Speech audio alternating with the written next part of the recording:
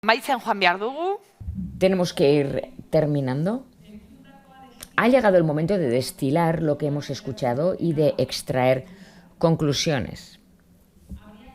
Este congreso con un diagnóstico renovado, consensuado, con propuestas de acción.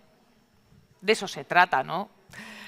Por eso proponemos como colofón esta mesa de conclusiones en la que vamos a ver en qué medida las diferentes políticas públicas pueden responder y están respondiendo a los retos que tiene la diversidad. Yo creo que era Marte, al empezar el Congreso, la que nos decía que la inclusión laboral no es automática, que tiene que venir impulsada por los poderes públicos. Bueno, pues eso es lo que vamos a ver ahora. Gazteen ahotsa ere. También queremos recoger la voz de la juventud en esta mesa muchas veces. En este tipo de jornadas se echa de menos a los y las destinatarias de las políticas públicas. Por eso nos ha parecido necesario escuchar a las personas jóvenes en esta última mesa redonda. A este escenario, a quienes me van a acompañar en este ejercicio de conclusiones. Pilar Cancela, Elena Pérez Barredo, Gerardo Gutiérrez, Francisco Pedraza e Irache Uriarte.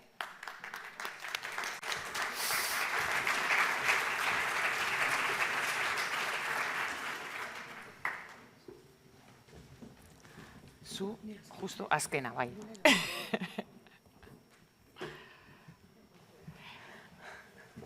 ¿Yo aquí? Efectivamente, sí. Pilar. ¿El qué? Elena, Gerardo. Después de Gerardo, entre Gerardo e Irache. Esto es un poco de coordinación. Bueno, buenas tardes, arratsaldeon guztioi. Buenas tardes a todos y a todas. Lo primero, como veis, tenemos la suerte de contar con varios responsables institucionales con competencias que afectan, en algunos casos, a alguna de las diversidades que hemos abordado en el Congreso, en otros casos a prácticamente todas. En el caso de Pilar Cancela, secretaria de Estado de Migraciones, buenas tardes de nuevo. Buenas tardes. Está claro que a ella le compete la diversidad, lo que hemos llamado diversidad cultural. Antes nos preguntábamos cómo podemos promover la incorporación de las personas migrantes en el mercado laboral. Se ha hablado mucho del mercado normativo, de cómo a veces se convierte en un cuello de botella. Fíjense, el año pasado el 40% del empleo creado en España correspondió a trabajadores extranjeros. Y para avanzar en este camino, porque hay mucho por avanzar, lo hemos visto antes, es clave el nuevo reglamento de extranjería que entró en vigor en mayo. Yo no sé si es muy pronto, señora Cancela, para hacer un balance de qué frutos está dando y qué otros hitos tienen en esta materia. Cuéntenos. Bueno, pues muy buenas tardes y antes de nada muchísimas gracias por esta oportunidad. La verdad es que somos muchos para hablar en un panel pues tan importante que versa sobre el empleo y sobre la aportación que supone la migración a los indicadores de crecimiento económico, que en este momento además nuestro país está siendo un referente, está yendo por delante respecto de todos los países del entorno de la Unión Europea, yo diría que en general, y somos también un referente en cuanto al modelo de cómo gestionamos la política migratoria, y la política migratoria evidentemente es una gestión pública, pero también hay que decir que es muy importante y yo diría que esencial y determinante la participación activa y que trabajemos en la misma dirección también el sector privado, porque si no estaríamos hablando de un pato cojo, ¿no? Creo que estamos viviendo unos momentos tremendamente intensos y por desgracia también me gustaría hacer una primera aportación en este sentido para contextualizar donde la política migratoria, donde las personas inmigrantes, sobre todo las personas inmigrantes y sobre todo las personas inmigrantes que provienen de África, del mundo islámico, están siendo además objeto de una demonización, de unos discursos que sostienen a determinadas organizaciones políticas con un determinado pensamiento que creo que está perfectamente objetivizado, que lo vemos todo el día y que lo que buscan fundamentalmente es generar una sensación de miedo, y una sensación de miedo que se liga con un concepto fundamental que es el concepto de la seguridad. Cuidado con esta gente que viene, que nos está invadiendo, estas hordas de inmigrantes que están haciendo que nuestro modelo de sociedad, nuestra estabilidad, nuestra pureza en muchísimos sentidos se pueda ver amenazada por esta incursión de hordas que nos desestabiliza.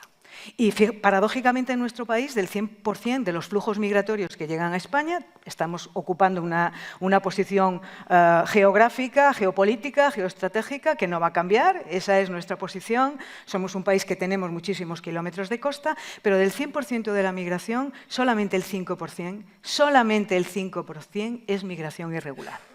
Es la migración irregular que le preocupa a la inmensa mayoría de quienes hacen estos discursos, que son los que llegan en las pateras, en los cayucos, y aún por encima vienen de África y son negros y negras, ¿no? Y esto es así, y creo que hay que decirlo así.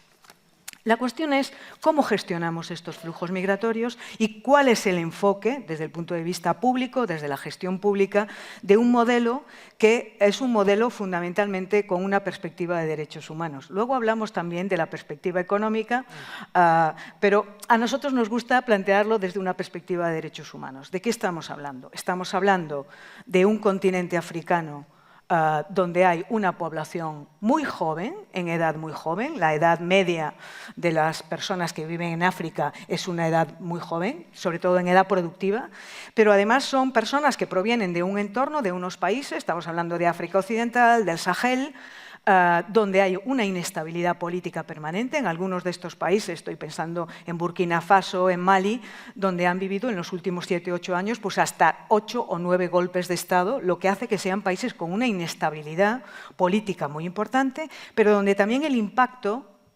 del cambio climático, esta nueva modalidad de lo que se habla ahora, ¿no?, de los migrantes que derivan de los cambios y de las necesidades que emanan del cambio climático, pues hacen que se muevan. Y se van a seguir moviendo. Y no va a haber nadie que pueda parar esa movilidad humana. No importan las fronteras, no importan los barcos, no sé, haciendo qué cosa quieren que hagan. Sí. Y sobre todo, si echamos la mirada hacia el otro gran flujo de movilidad humana que llega a España, que es Latinoamérica, con quien nos une tantos lazos y que además el idioma es no hay una barrera que impida también esa fluidez, que también es muy importante el número de personas que llegan a España provenientes de América Latina. Y ahora más, porque no vivimos en un mundo aislado, donde cualquier cosa de lo que ocurre en cualquier parte del mundo, los cambios políticos también, y al frente de los gobiernos también, en el caso de Estados Unidos, el hecho de que esté Trump desarrollando las políticas que está desarrollando, hace que las personas que están en América Latina, que tenían 2 objetivos de migración, uno es Europa, entrada España, sí, y el otro puede ser Estados Unidos, ahora Estados Unidos no, porque está haciendo deportaciones. Sí. Por tanto, España vamos a tener que ser capaces de gestionar, pero no solamente los flujos de movilidad humana que van a seguir llegando, sino también los que ya están aquí. ¿Cómo lo van a hacer? ¿Le meto un poco de prisa? Porque sí, ya ve que estamos... porque ya me he enrollado mucho en esta primera intervención. Pero bueno, me parecía importante contextualizar. Creo que nosotros desarrollamos una perspectiva migratoria de derechos humanos. ¿Eso qué significa?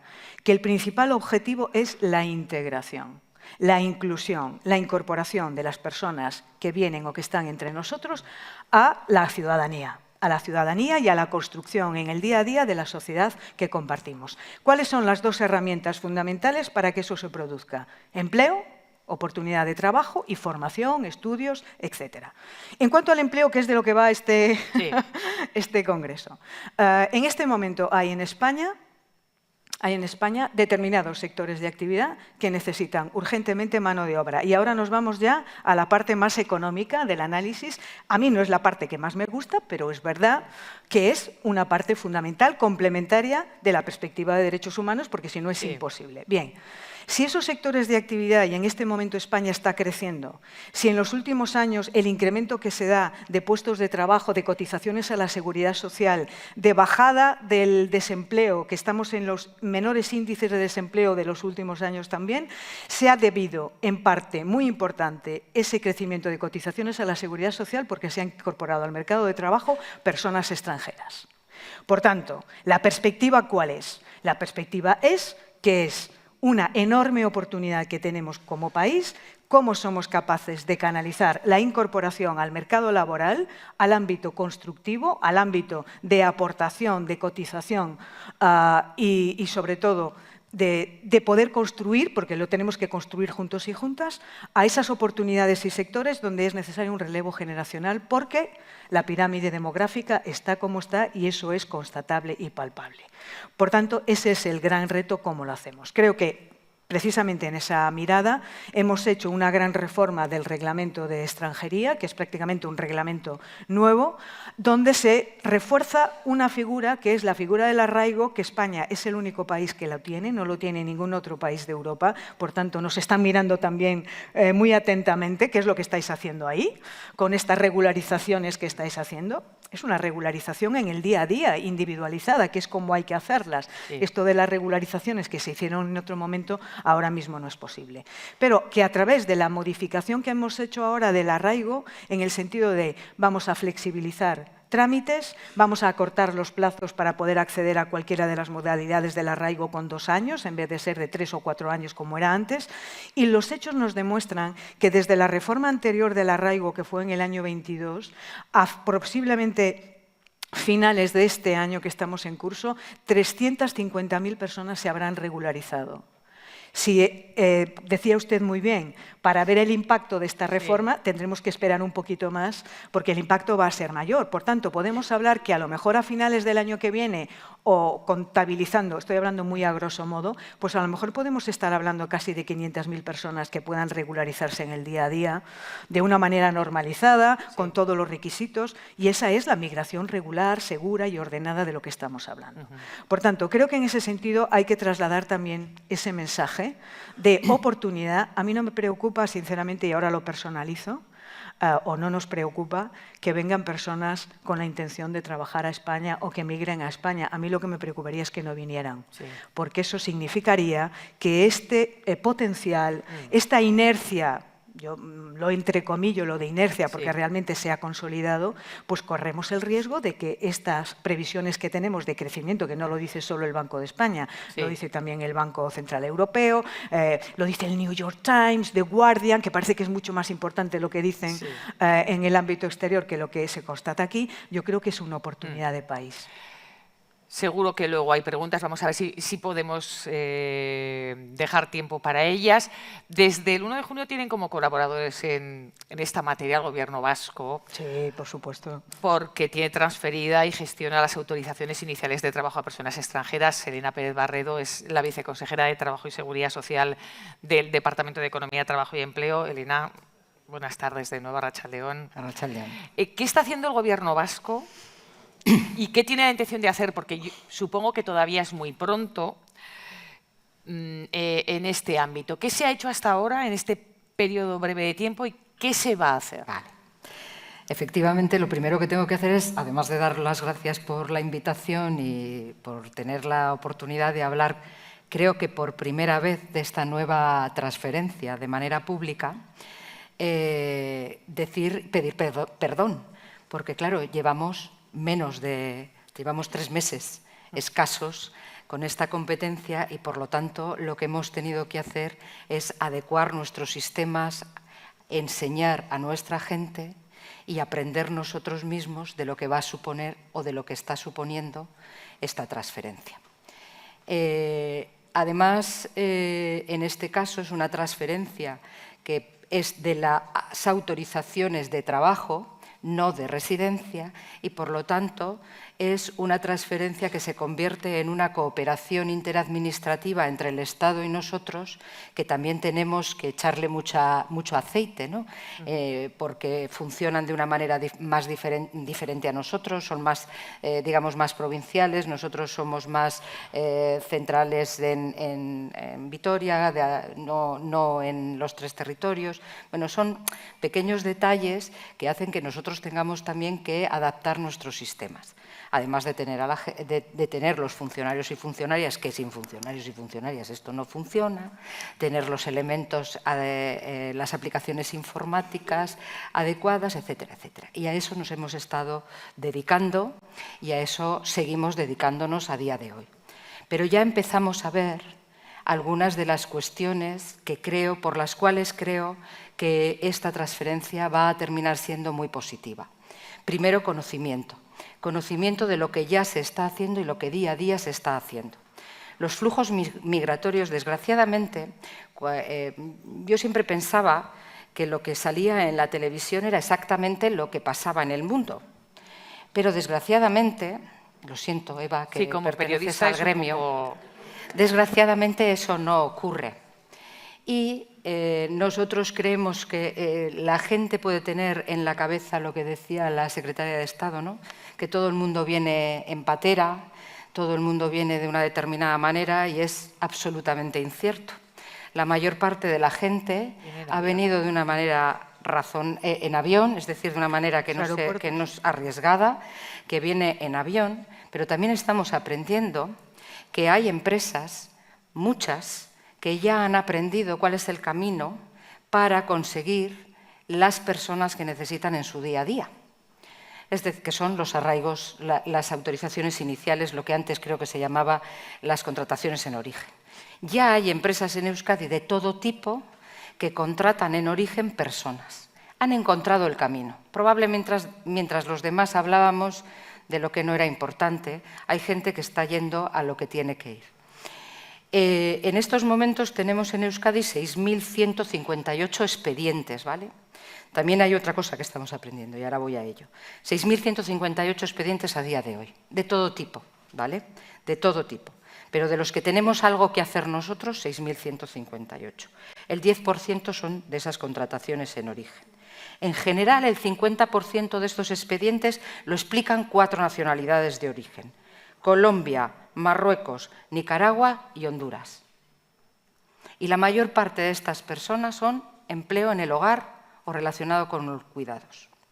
Pero cuando vamos a las autorizaciones iniciales, que son ese 10%, el 60% de esas autorizaciones iniciales se resumen en 4 nacionalidades también: Perú, Pakistán, Marruecos y Honduras.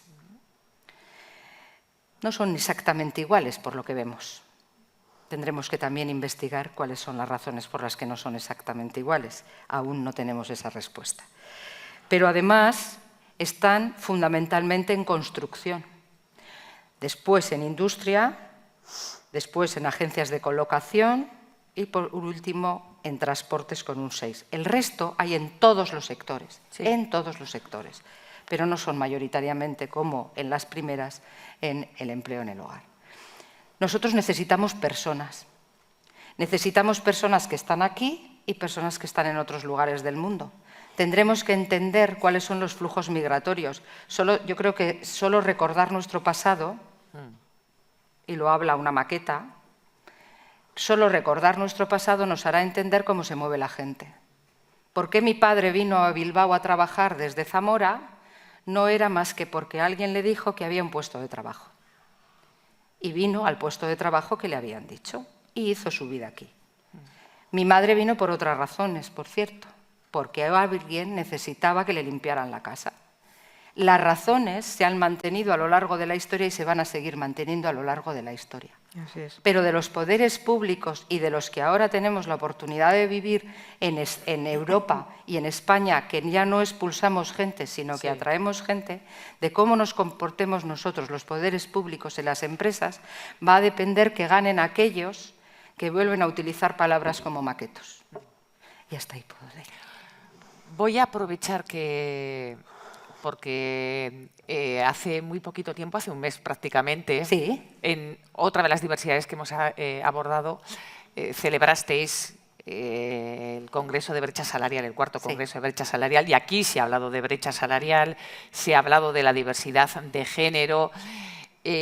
No sé si te ha llamado la atención, porque supongo que ya habías escuchado, pues que nos ha contado Lidia Farrell, estancamiento en la convergencia, las diferencias. Sí, ahí también, ¿qué estáis haciendo o cuál es un poco vuestra principal preocupación ahora? Algo breve tiene que ser. Yo voy a dar primero una preocupación personal. Las mujeres no somos un colectivo, ¿vale? Somos más de la mitad de la población. Iba a decir lo mismo. Entonces, creo que recordar eso.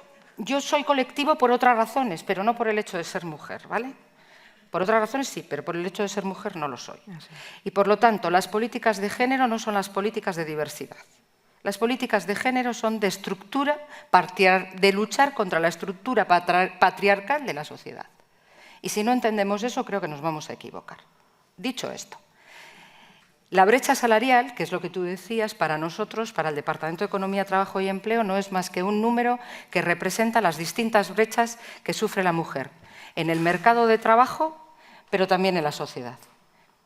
Y lo que ha comentado la profesora Ferré es exactamente de lo que nosotros estamos hablando y de lo que nosotros estamos preparando.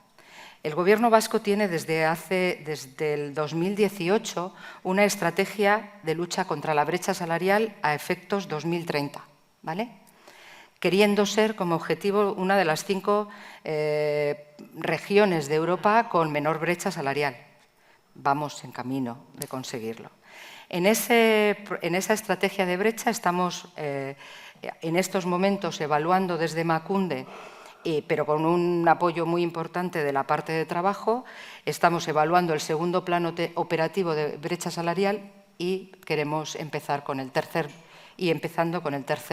plan operativo de brecha salarial para llegar al 2030, donde tienen que aparecer todas esas brechas de las que nos hablaba la profesora Ferré. ¿Por qué seguimos teniendo menos tasa de actividad? Porque seguimos teniendo mayor tasa de paro, mayor tasa de parcialidad, que por cierto, la parcialidad es lo que en estos momentos más nos está preocupando porque creo que es una diferencia muy sustancial y estamos hablando normalmente de tasa de parcialidad no deseada. Por supuesto, todo lo que tiene que ver con la conciliación, pero también con la segmentación en el mercado laboral, que también se ha hablado a lo largo del día. Entonces, todas esas cuestiones es en lo que estamos trabajando en este tercer plan operativo. Para el tercer plan operativo. Bueno, vamos a ir todavía a abrir más el foco, porque en todos estos ámbitos de los que hemos venido hablando desde primera hora de la mañana, tiene mucho que hacer y decir desde los servicios públicos de empleo. Gerardo Gutiérrez es el director general del SEPE, Servicio Público de Empleo Estatal. Gerardo, buenas tardes. Buenas tardes. La Ley de Empleo incorpora importantes novedades en materia de diversidad y de inclusión laboral que se han plasmado también en una nueva estrategia española de apoyo activo al empleo 2025-2028. Tiene como objetivo lo que hemos estado debatiendo aquí, construir un mercado laboral más justo e inclusivo. Claro, ¿esto cómo se hace? Porque eso es lo que me interesa que nos cuentes. ¿Cómo, con qué instrumentos, herramientas, medidas lo vais a hacer, lo estáis haciendo? Muchas gracias por la invitación, por estar todo el día aquí, que ha sido fantástico, y muchas gracias también por la pregunta, ¿no? Un pequeño análisis previo para centrar luego la respuesta sobre el mercado de trabajo que tenemos, ¿no? Porque efectivamente las medidas que tiene establecida la Ley de Empleo tienen mucho que ver con la realidad actual que tenemos, ¿no? Afortunadamente, España como país no tiene un problema de desempleo por primera vez en la historia de la democracia. Como país no lo tiene. Algunas comunidades autónomas o algunas provincias dentro de algunas comunidades autónomas lo tienen, efectivamente. Hay 11 comunidades autónomas que están en su tasa de desempleo por debajo de la media y hay media docena de comunidades autónomas que tienen una tasa de desempleo análoga a países con los que nos gusta compararnos de Europa. Lo digo porque ese es el mercado de trabajo con el que tenemos ahora mismo que trabajar. Afortunadamente, las personas que tenemos inscritas en nuestros servicios de empleo podemos ya usar el bisturí o el pincel fino para realizar este tipo de políticas, ¿no? La Ley de Empleo, tanto la estatal como la que se ha dotado también Euskadi, nos permite y nos estamos dotando de ese tipo de instrumentos donde, en primer lugar, muy importante la financiación. Hemos incorporado una financiación plurianual. Actualmente la política de empleo es la única política pública que hay en este país que tiene asegurada financiación hasta el 2029, muy importante, hasta el 2029 la tiene, muy importante. Hemos incorporado los servicios garantizados versus derechos subjetivos, como le llamáis aquí en Euskadi, sabéis que efectivamente son absolutamente también los que hablamos en la Ley de Empleo, derechos subjetivos en favor de las personas, derechos subjetivos en favor de las personas y servicios garantizados o derechos en favor de las empresas también, porque sabemos que ahora estamos en ese momento en el que lo podemos hacer con el acompañamiento personalizado del personal orientador y profesional que estamos formando. Me decía Paco que algo van a hacer en su RPT próximamente en el Lanbide y es muy importante, muy importante. Nos la jugamos con el factor humano, porque efectivamente, más allá del aspecto tecnológico y las herramientas tecnológicas de las que nos estamos dotando, por ejemplo, en detección de necesidades formativas, pero es más importante aún el factor humano para que en este momento en el que es tan difícil muchas veces encontrar cuál es la información que no lleva a liebre, como decimos en La Mancha, pues necesitamos que alguien nos diga cuál es la información rigurosa para que el itinerario vital, profesional, personal que una persona decida adoptar, pues sea con esa decisión, con esa información objetiva. En ese mercado de trabajo, en esa revolución silenciosa que tenemos en el mercado de trabajo, que es una auténtica, más allá del ruido que tenemos, que es ensordecedor en muchas ocasiones, pero ese mercado de trabajo, en esa revolución silenciosa, nos encontramos en nuestro país, en esos datos de paro que damos todos los meses. El paro registrado ha bajado un 6%, pero me gusta más lo que dicen los compañeros de la Seguridad Social. ¿En qué actividades económicas estamos creando más empleo? Por primera vez en este país, además de en turismo y hostelería, en investigación, en desarrollo, en industria, en sanidad, en educación, en cultura. Cultura es la tercera actividad económica que más empleo ha creado en estos últimos años. Eso es un cambio de la estructura económica y estructura del mercado de trabajo en este país al que tenemos que atender. ¿Qué suerte adicional tenemos en este país para ir a este empleo diverso, en este territorio diverso y empleo cohesionado en esta sociedad para hacer una sociedad más próspera? Tenemos una sociedad que está funcionando bien, tenemos una economía social y un tercer sector que para esta economía con pincel fino y con bisturí al que me refiero, nos está haciendo, son nuestros mejores aliados. Cuando hemos tenido que conformar algunas convocatorias ligadas a proyectos estos que llamamos experienciales tándem, ¿no?, que muchos de vosotros conocéis, a las antiguas escuelas taller, ¿no?, o programas experimentales ahora, planes integrales de empleo. Hemos llamado siempre, nosotros a nivel estatal, llamamos a las grandes que hay, ¿no?, la Cruz Roja, Cáritas, el Secretariado Gitano, la ONCE, que ha estado esta mañana por aquí, Virginia, para contrastar con ellos a ver qué convocatorias sacamos. Claro, porque son los mejores aliados y nos permiten en determinados colectivos trabajar, porque son los intermediarios entre las personas que están donde están, y personas especialmente vulnerables y están donde están, con los servicios públicos de empleo. Y los resultados están siendo buenos, y además es que lo estamos evaluando, muy importante, lo vamos a incorporar en el de empleo también. Esto nos permite que cuando viene el Fondo Monetario Internacional o la OCDE a examinarnos cada 6 meses, que vienen cada 6 meses a examinar este país, ya nos permitimos el lujo de decir, oye, del año 21 las políticas de empleo y los programas los estamos evaluando. Y estamos sacando buen resultado. Y por eso los informes ya de la OCDE y el FMI hablan también bien de nosotros. Y esto lo hilo muy rápidamente con el tema este de vacantes, ¿no?, que ha salido indirectamente aquí. Muchas veces cuando hablamos de los problemas de vacantes en este país, bueno, efectivamente vacantes en algunas actividades económicas, no generalizada. Algunas actividades económicas tienen un problema de vacantes por condiciones económicas y condiciones laborales, y eso pues cada uno haga lo que tenga que hacer, sobre todo a nivel de convenio colectivo, a nivel de convenio colectivo, de negociación colectiva, es donde hay que reparar algunas cosas. Cuando hablamos de ese conocimiento que viene de fuera, de ese talento, el talento no viene en un contenedor, pues bueno, viene en la mochila de la persona que viene con sus familias, ¿no? Es decir, tenemos que traer el talento en un momento dado, ya sea a través de la contratación en origen o cualquiera de las fórmulas de regulación de flujo, pero sabiendo que luego efectivamente tenemos que integrar en nuestro país, que, como ha dicho Pilar, efectivamente somos un ejemplo en las políticas de integración de las personas migrantes, ¿no? Entonces, bueno, pues con todo esto, ¿no?, con mejor financiación, con profesionalización del personal, del personal orientador, sabiendo que efectivamente en un país en el que se van a jubilar 1.400.000 personas en los próximos 4 años, necesitamos indudablemente a personas inmigrantes, indudablemente. Lo necesitamos por solidaridad. Hay que acogerlos, pero es que hasta desde el punto de vista crematístico, que es el lenguaje que algunos entienden solamente, también. Bueno, pues este país por eso está funcionando y las cifras que tenemos pues tienen mucho que ver con todo esto, ¿no? Con la transformación, con las energías renovables, relacionado con los pins, esto que llevamos Pilar y yo, ¿no? El desarrollo sostenible, la inmigración, bueno, y en eso pues a pesar del ruido, pues este país le va bien con todos los problemas que tiene, hay que resolver el de la vivienda, fundamentalmente, y muchos otros. Pero este país está en el mejor momento de la democracia, hablando en el ámbito del mercado de trabajo, indudablemente. Bueno, del SEPE a nuestro Lanbide. Francisco Pedraza es su director general. ¿Qué tal, Francisco? ¿Qué tal, Paco? Arratsaldeón. Bueno, y en Lanbide nos ha contado Gerardo un poco cómo lo hacen desde el SEPE. ¿Cómo abordáis la inclusión y la diversidad laboral en las políticas de empleo? Bueno, eskerrik asko. Bueno, decía que primero felicitarnos por este congreso. Ciertamente ha sido, pues, una vez más, un nivel que viene superando el del año pasado y el del anterior, que ya era muy alto, sinceramente. Creo que las ponencias y las mesas han estado muy bien, lo digo sinceramente. Y luego, bueno, hablar de mi libro, hablar de Lanbide.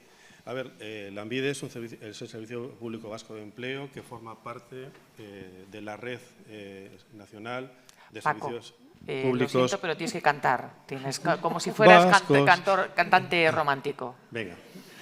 De la red de servicios públicos vascos, nacional de servicios públicos de empleo.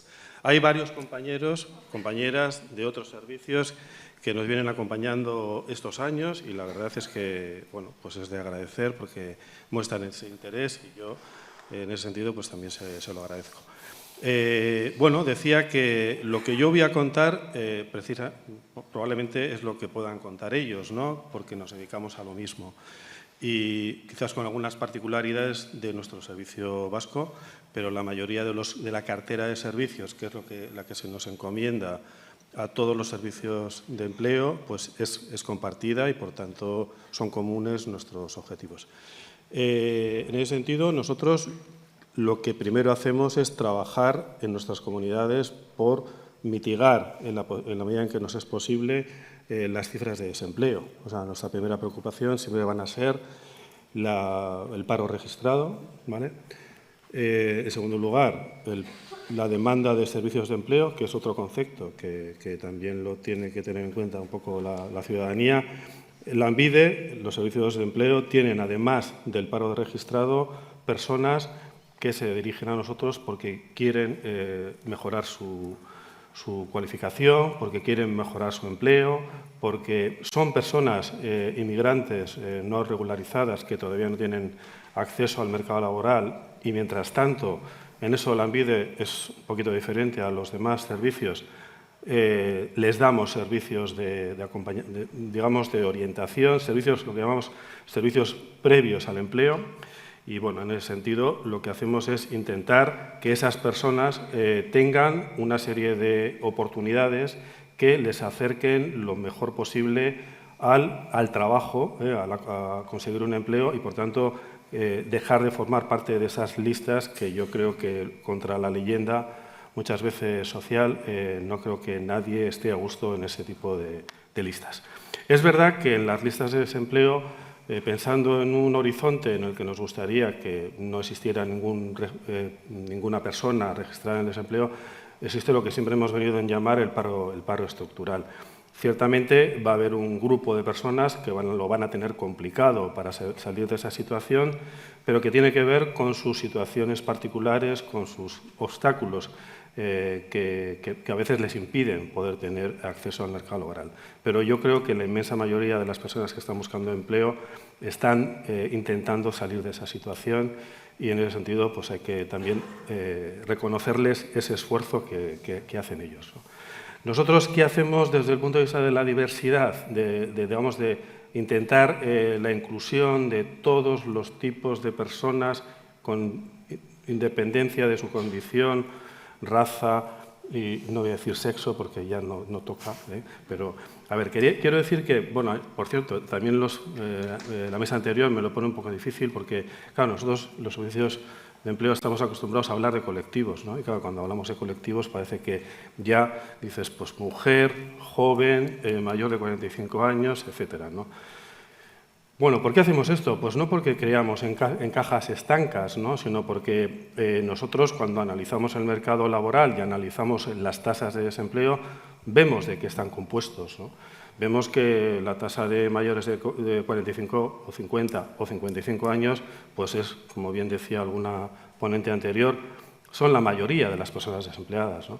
Cuando vemos que las mujeres siguen teniendo un diferencial en contra de personas en desempleo, pues creo que tenemos que hacer algo para reducir ese diferencial.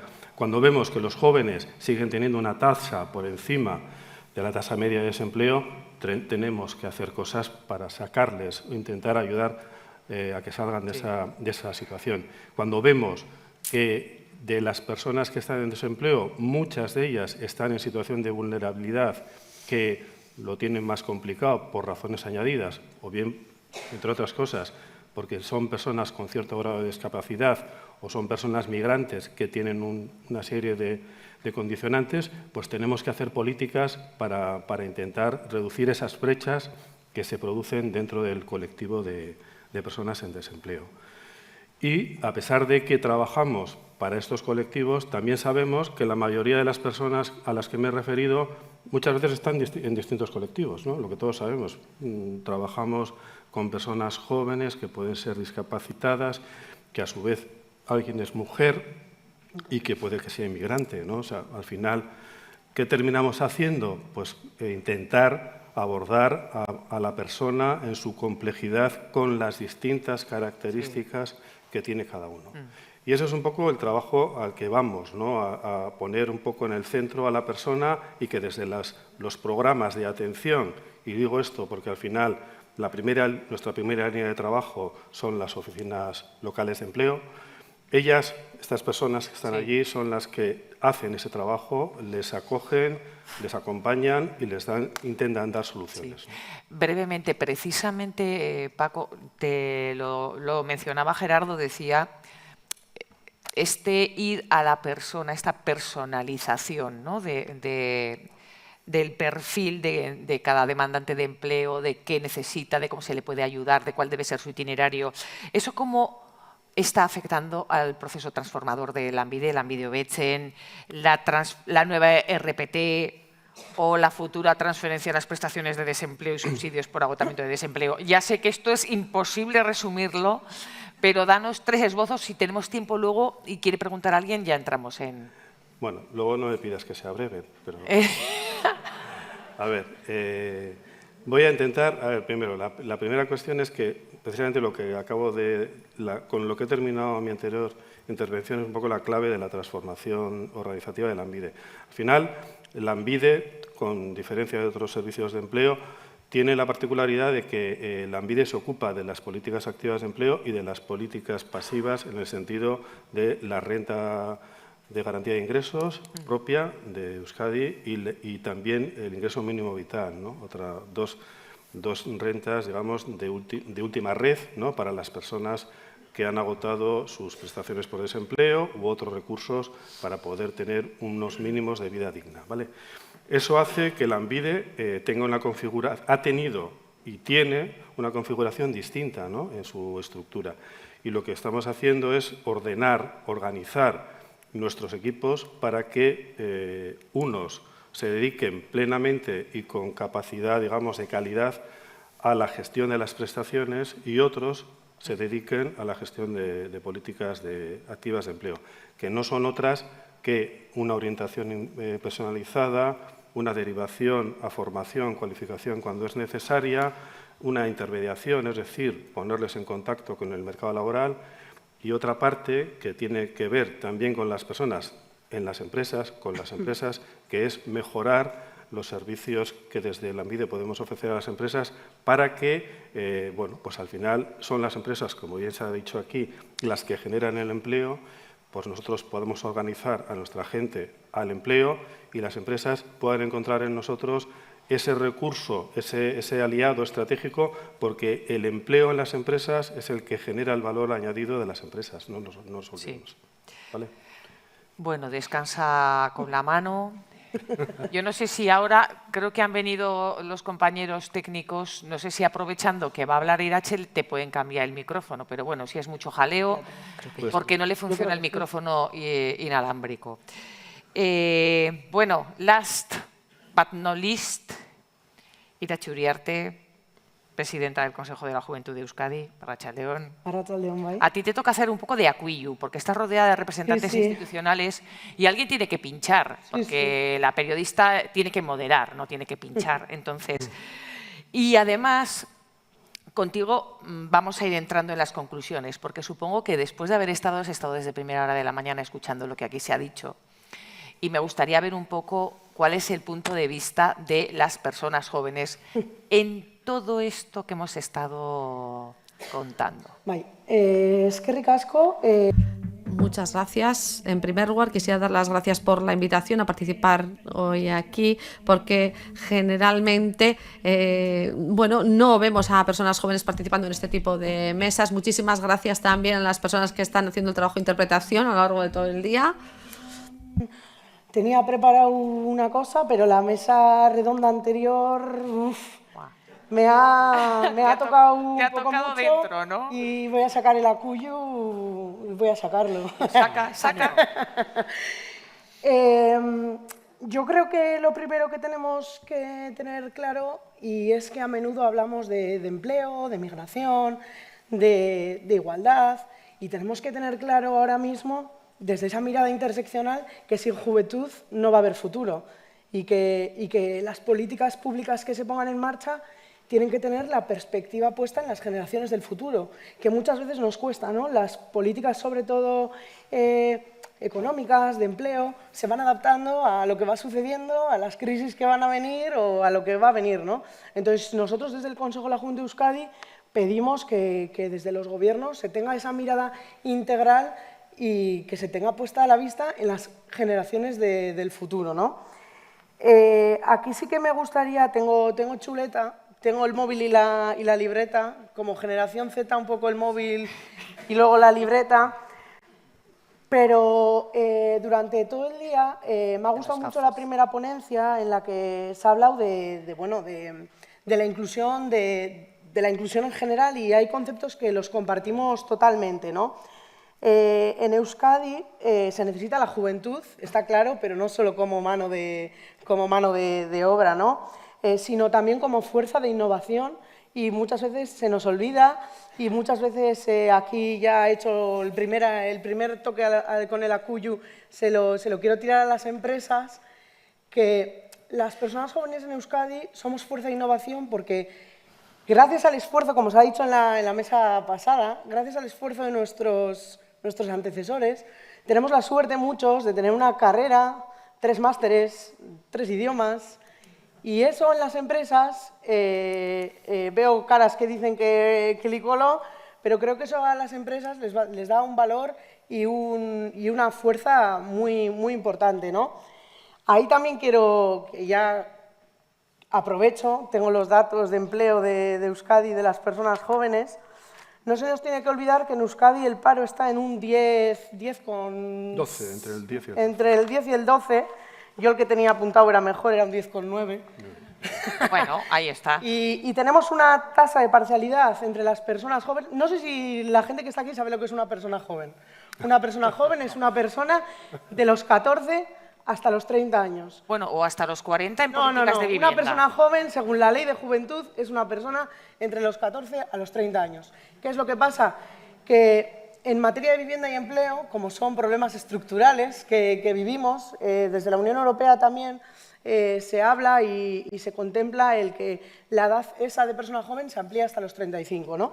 Entonces, entre esa edad joven, el ratio creo que es entre los 18 y los 29, la parcialidad está en un 32,2% y la temporalidad en un 40%. Esto es a lo que las personas jóvenes tenemos que enfrentarnos cuando accedemos al mercado laboral, ¿no? Inestabilidad, no reconocimiento a nuestras altas capacidades, como he dicho, somos la generación mejor preparada y creo que no hay ninguna duda. Y esa es un poco la perspectiva que tenemos que tener siempre presente, ¿no? Sé que el dato mata el relato, pero estos datos creo que son muy importantes de tenerlos presentes, ¿no?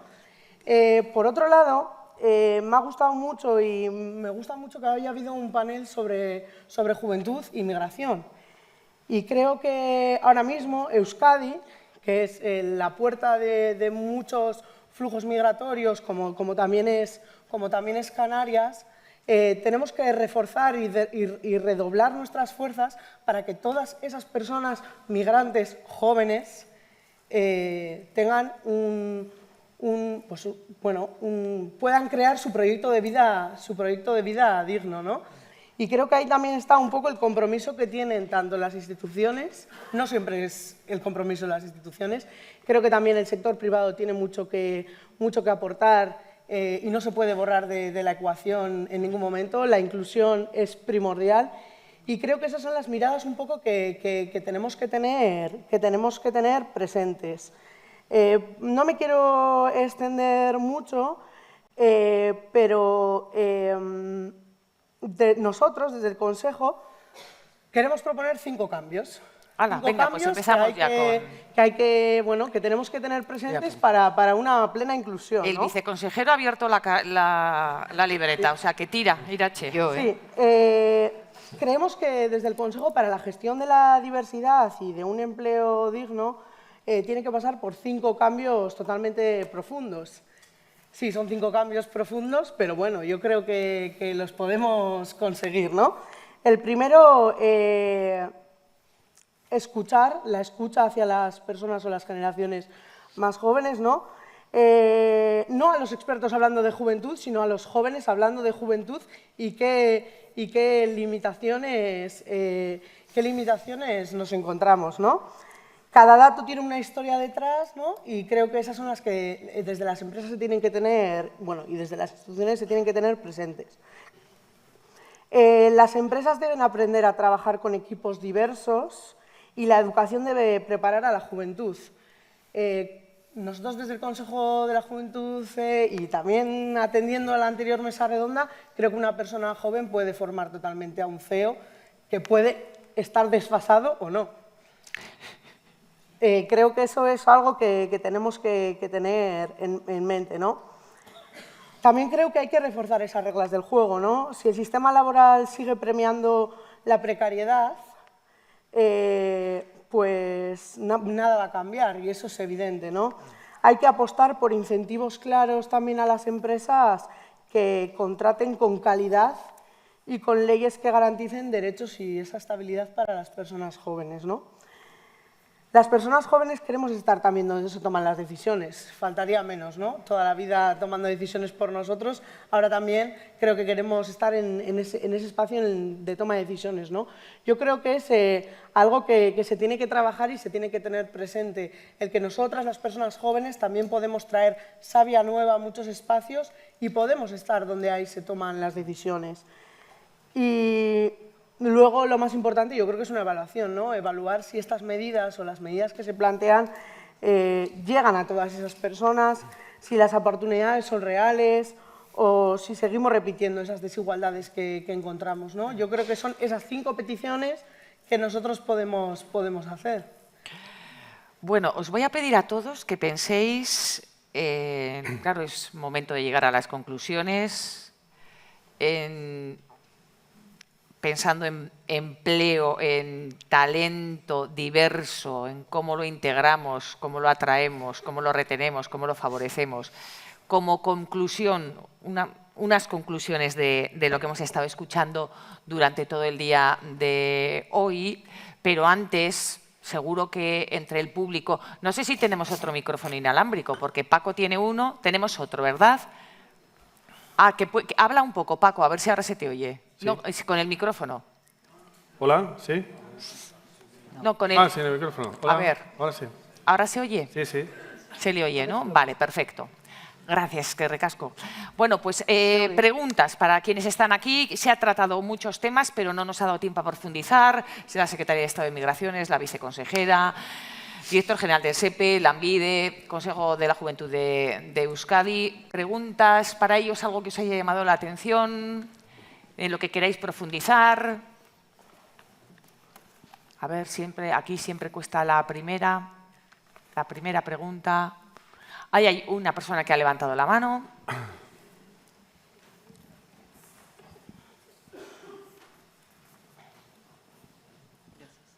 Hola, buenas tardes. Bueno, mi nombre es Estela, soy una trabajadora migrante de hace muchos años aquí en Euskadi y formamos parte de una asociación pequeña que trabajamos en la gestión de la diversidad o pretendemos trabajar en la gestión de la diversidad apoyando a las empresas. Y hablando con las empresas, y aquí también se ha dicho en la mesa que trató el tema de diversidad de origen, que una de las dificultades es todo el tema de la contratación, las demoras en los permisos, ¿no? Desde que la empresa solicita un permiso de residencia pueden pasar 3, 4 meses y las empresas no pueden esperar tanto, ¿no?, para hacer esas contrataciones. Entonces, mi primera pregunta para la secretaria Pilar Canceda es ver si esto, en coordinación con la Administración vasca, puede tener algún horizonte de mejora, porque esto es un obstáculo grande para las empresas y para las personas migradas que quieren trabajar y están preparadas para trabajar. Ese sería por un lado. Y por otro lado, también para Pilar, porque estos son políticas nacionales, ¿no?, de responsabilidad nacional, decir si podemos soñar en algún momento que para conseguir un permiso de trabajo las personas migradas no tengan que estar durante 2 años en situación de muchísima precariedad, explotación, exclusión social incluso, y si esto en algún momento se va a valorar, ¿no?, porque tenemos más de 700.000 personas migradas irregulares en este país. La ILP duerme, sabemos de qué hablamos, ¿no?, la ILP de regularización duerme en algún cajón. Entonces, no sé si en el horizonte cercano podemos soñar con que estos tiempos se reduzcan y que las personas migradas puedan incorporarse al mercado laboral que tanto las necesitamos de una manera que respete los derechos humanos y los derechos laborales. Muchas gracias.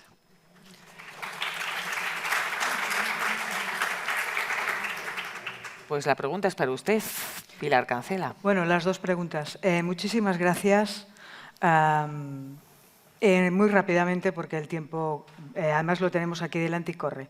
En relación con la primera pregunta que hacía usted, cuando se hizo la reforma reciente del Reglamento de Extranjería, éramos conscientes que eso iba a suponer un incremento de trabajo muy importante en las oficinas de extranjería. Por eso, no solamente por la reducción de los plazos, por la posibilidad de simplificar muchísimos trámites y también por aportar un elemento nuevo, que algunos de los trámites que se tienen que realizar ante las oficinas se puede hacer de manera telemática, lo cual agiliza muchísimo más. Eso evidentemente significaría que iba a haber un incremento de peticiones o de procedimientos, porque al haber una simplificación y un acorte de los plazos, pues evidentemente también las peticiones se pueden agilizar. Eso lo que hicimos fue, por tanto, plantear también un refuerzo estructural con recursos humanos en las oficinas de extranjería, que ha tenido una primera aportación o un primer incremento y que ahora, antes de que termine el año, se incorporarán pues un número importante también de refuerzos en las oficinas. Por tanto, lo que teníamos claro, por eso hubo también un plazo de 6 meses de entrada en vigor del propio reglamento, porque sabíamos, como también ha comentado la viceconsejera, que cuando se adaptan nuevos procedimientos y se incorporan competencias, sabes que tienes que contar con los recursos, porque si no se genera frustración en quien puede ser beneficiario de esos procedimientos. En cuanto a la segunda parte de la pregunta, el tema de ILP no está en ningún cajón, en todo caso está en un cajón muy grande que es el Congreso de los Diputados. Entonces habría que animar a que los grupos parlamentarios pues pudieran el poder desarrollar y ponerse de acuerdo, porque en este caso por nuestra parte estamos de acuerdo en que sería una enorme oportunidad, no solamente porque la iniciativa legislativa popular está contemplada en la Constitución y por tanto es un derecho que tiene la ciudadanía de organizarse y legislar o solicitar o instar bueno, pues a cuerpos legislativos.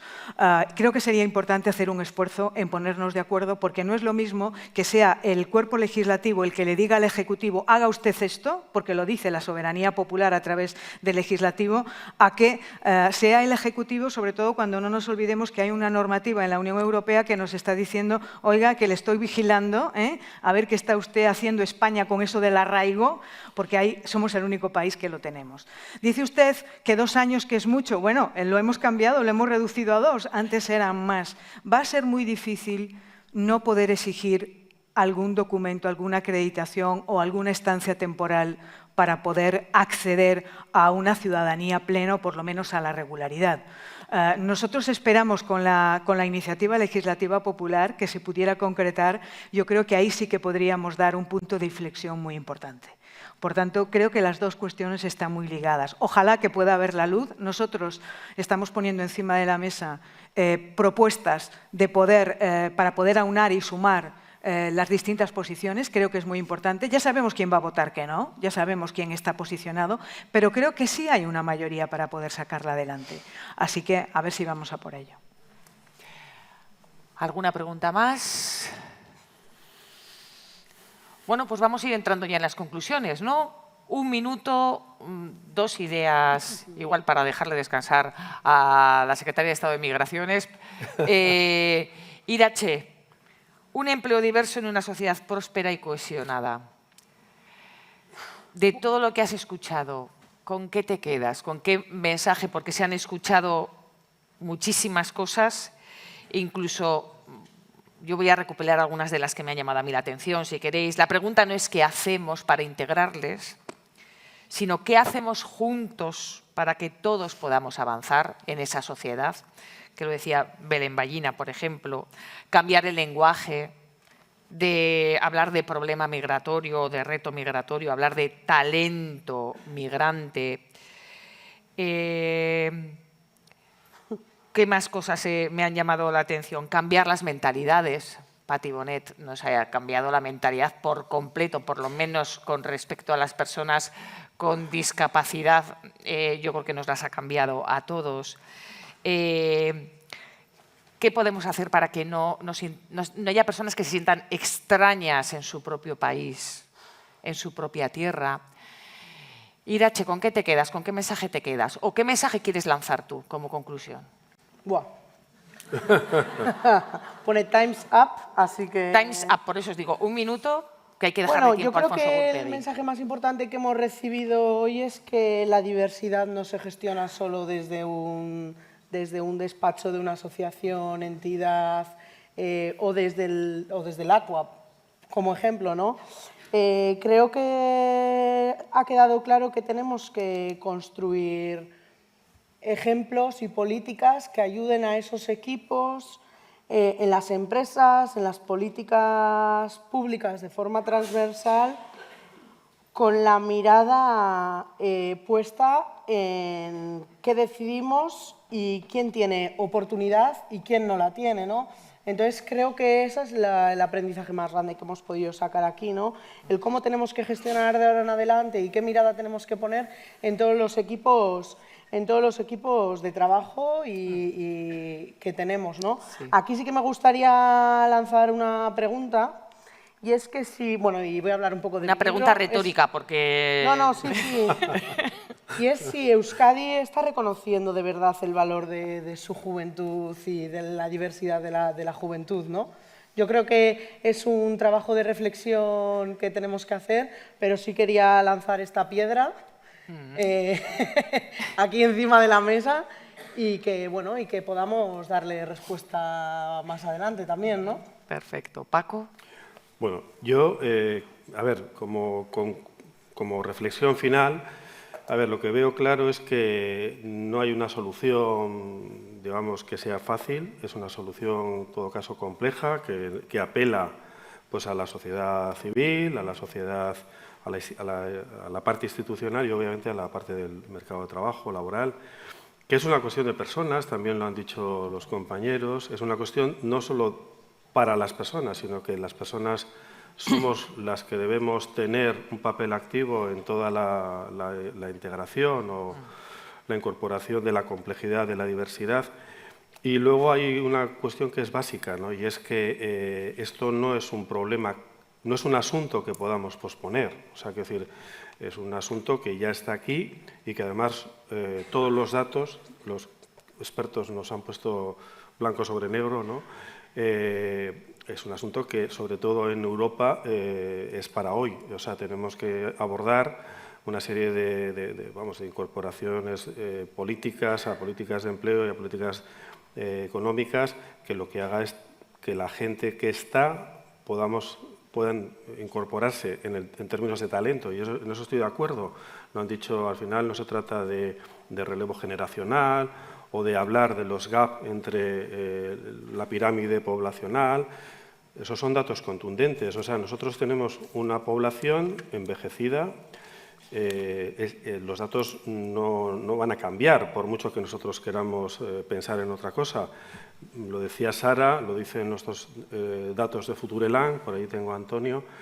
Esperamos, solo en Euskadi, tener 675.000 puestos, personas que van en los próximos años a salir del mercado laboral, ¿no? Es decir, de esos 675.000, el 87% son por relevo, es decir, porque se jubilan los que estamos.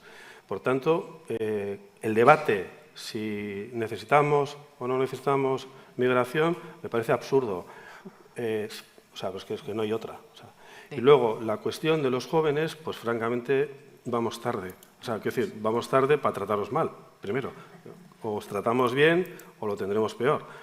Y encima, es que por mucho que queramos trataros bien, es que no nos va a dar tiempo a que nazcan los jóvenes que cubran este gap, ¿no? Suficientes para que en los próximos 10 años podamos hacer frente a esto. Y termino.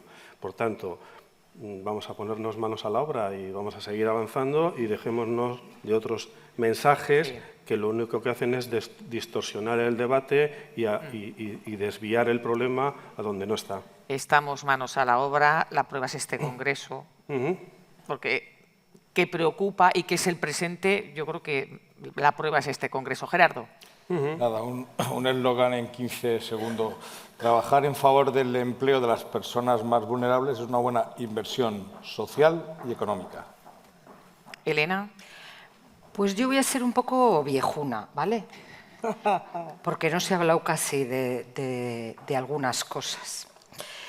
Yo voy a recordar que tenemos en nuestras leyes, y hablando de derechos fundamentales, el principio de no discriminación. Luego eso se materializa de muchas maneras, ¿vale? Pero principio de no discriminación. Discriminación por género está prohibido. La discriminación por edad está prohibida. La discriminación por origen racial o por origen de nacimiento está prohibida. No discriminación.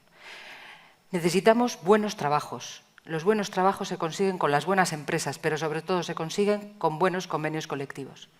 La negociación colectiva y la implicación de la negociación colectiva en la inclusión de la juventud, de las mujeres, planes de igualdad de género, y también de las personas migrantes, me parece que es un elemento fundamental. Y utilizar elementos que ya tenemos sobre la mesa y que, por ejemplo, lo ha dicho el compañero de Canarias. Economía social. La economía social, por ejemplo, las empresas de inserción sirven y tienen que servir para incluir a las personas migrantes en nuestro sistema de trabajo.